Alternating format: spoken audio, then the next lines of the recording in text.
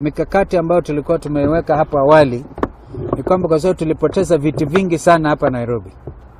Kwa mfano hapa Lang'ata, kama ingekuwa kwa sababu Senator Judy alisimama wa Wiper, mwingine I think walipoteza kura chache sana.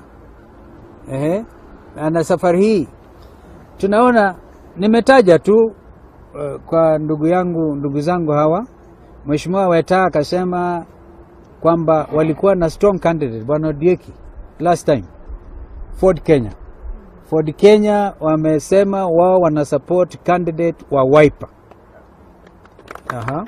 According to the party leader Mheshimiwa Moses Wetangula.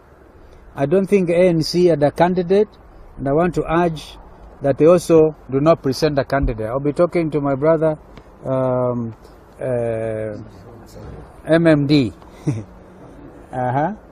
And so ODM had their candidate who went all the way to court. And I would want, of course, at this stage, he's got his own democratic right. But in the interest of what is happening in the country, I would hate to see a situation, and I think that's why Jubilee did not want to present a candidate.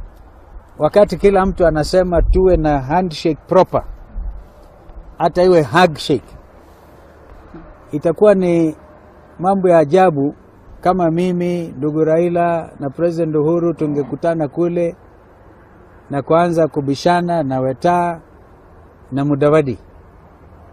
And so I have made this point very plainly, and I think that Sumura himself can do this country a great favor.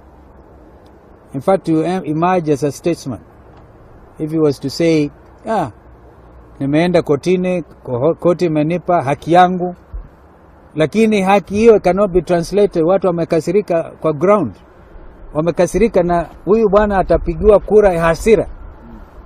The only seat Wiper iko nayo hapa Nairobi. The only seat. If indeed the coalition means business, they should allow Wiper to retain this seat. If they don't, believe you me, it's going to be rough for our competitors.